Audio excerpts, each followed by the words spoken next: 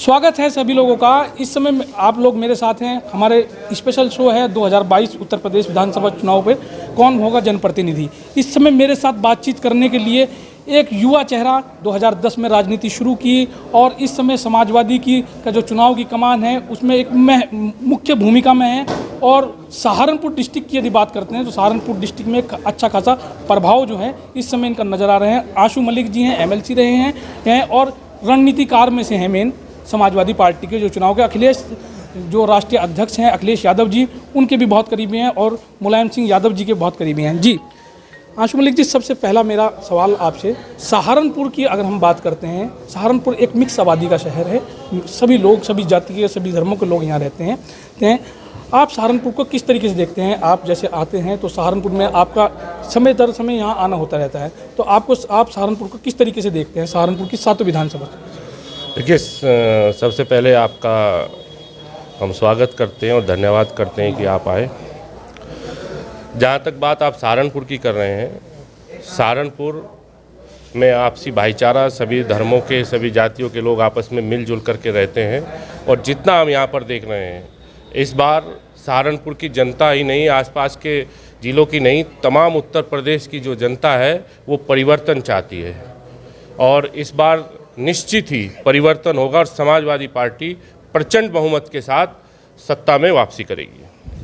सहारनपुर में अगर समाजवादी पार्टी की बात करते हैं हम, अखिलेश यादव जी जो है पिछले दिनों सहारनपुर आए, तो सहारनपुर में जो समाजवादी का जो गुटबाजी है उस गुटबाजी को आप किस तरीके से देखते हैं, या सहारनपुर में जो कैंडिडेट हैं उन्हें किस तरीके से देखते हैं? देखिए, समाजवादी पार्टी में स्वस्थ लोकतंत्र है, गुटबाजी नहीं है। हर आदमी को अपनी बात रखने का अधिकार है, अपनी बात कहने का। हम समाजवादी जो तमाम लोग हैं यहाँ सहारनपुर में, उनमें गुटबाजी नहीं है, ये आपको गलत खबर है। हम अपनी बात एक दूसरे से कहने और मनवाने में हम लोकतंत्र में भरोसा रखते हैं, इसलिए यहाँ कोई गुटबाजी सहारनपुर में नहीं है। अच्छा, सहारनपुर की जो 7 विधानसभा सीटें हैं, आप इतने लंबे समय से सहारनपुर आ रहे हैं, आपको क्या लगता है सहारनपुर में क्या क्या समस्याएं हैं?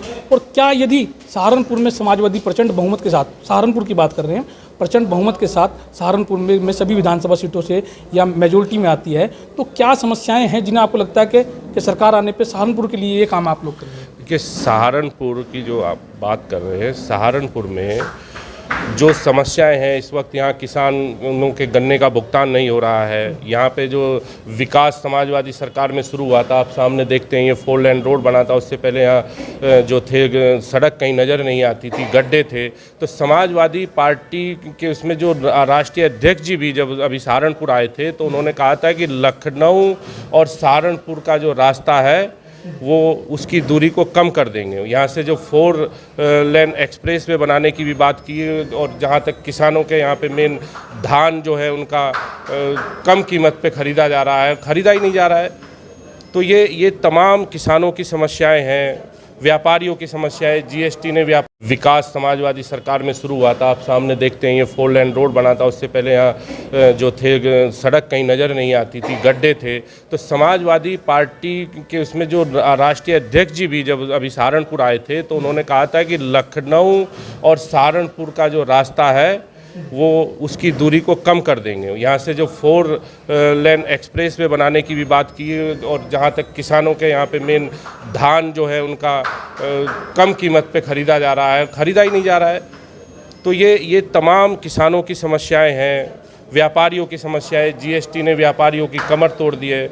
और जहाँ तक है कि सहारनपुर की जनता परिवर्तन के लिए मन बनाए हुए है और हम साथ की साथ सहारनपुर की सीटें जीत रहे हैं और बहुत मजबूती से सहारनपुर में समाजवादी पार्टी चुनाव लड़ रही है। सहारनपुर में आपने कहा कि हम लोग जीत रहे हैं और सहारनपुर में हम बहुत सारे काम आपने भी गिनवाए कि वो हम लोग करेंगे, कि जैसे पिछली जो सरकारें रहीं, चाहे वो बसपा की सरकार रही उससे पहले, या आपकी समाजवादी की सरकार रही या भाजपा की सरकार रही, सहारनपुर में एक्चुअल में होता ऐसा रहा कि कुछ विधानसभाएँ ऐसी रही जो जीत अक्सर अपोजिशन में रही हैं, हैं, अगर मान लिया सहारनपुर में से आप 3 सीटें जीतते हैं, 4 सीटें जीतते हैं, तो सहारनपुर के विकास के लिए आप लोग क्या काम करेंगे? सहारनपुर से हम 3 नहीं 7 की 7 सीटें जीतेंगे। ये आपको आपके चैनल के माध्यम से हम भरोसा दे रहे हैं। तो हम 7 की 7 सीटों पे बड़ी मजबूती से लड़ रहे हैं और समाजवादी पार्टी 7 की 7 सीटें जीतेगी। और जो विकास कार्य समाजवादी पार्टी की सरकार ने शुरू किए थे और 5 सालों में यहाँ कुछ नहीं विकास कार्य ठप पड़ा है, उनको फिर से गति मिलेगी। अच्छा, आप एक युवा नेता हैं और एजुकेटेड हैं। सहारनपुर में एक युवा आबादी है, जो युवा वोटर जो है वोट करता है, तो युवा वोटरों के लिए आपकी तरफ से क्या आप समाजवादी की तरफ से क्या कहना चाहेंगे युवा वोटर? यूथ के लिए हमारे जो मैनिफेस्टो में भी यूथ के लिए जो रहेगा, हम यहाँ पे यूथ के चाहे खेलकूद का हो, चाहे उनके रोजगार से जुड़ा हुआ हो, चाहे शिक्षा से जुड़ा हुआ हो, तमाम यूथ से जुड़े हुए मुद्दों पर हम बड़ी गंभीरता से काम करेंगे। बहुत बहुत धन्यवाद हमसे बातचीत करने के लिए। ये थे आशु मलिक जी, युवा नेता थे और सहारनपुर से खास लगाव रखते हैं और लंबे समय से कोरोना काल में भी हम लोगों ने देखा कि आशु मलिक जी काम करते रहे हैं सहारनपुर की 7 विधानसभा सीट पे। इनका कहना है कि यदि सरकार आती है और सहारनपुर से 7 विधानसभा हम लोग जीतते हैं और समाजवादी प्रचंड बहुमत के साथ सरकार आएगी। बिल्कुल आप अपनी जगह सही हैं, लेकिन मैं पत्रकार की दृष्टि एक मिनट पत्रकार की दृष्टि से संभावनाओं, चुनाव जो होता है हमेशा संभावनाओं पे होता है, चुनाव में कुछ भी एग्जैक्ट नहीं कहा जा सकता। यदि समाजवादी पार्टी प्रचंड बहुमत के साथ आती है तो आशु मलिक जी का जिस तरीके से अब ध्यान है सहारनपुर की 7 विधानसभा सीट के लिए, वैसे ही सहारनपुर में काम करने का काम करेंगे। वीडियो जर्नलिस्ट अजमत अली के साथ कैमरामैन अनस खान, धन्यवाद।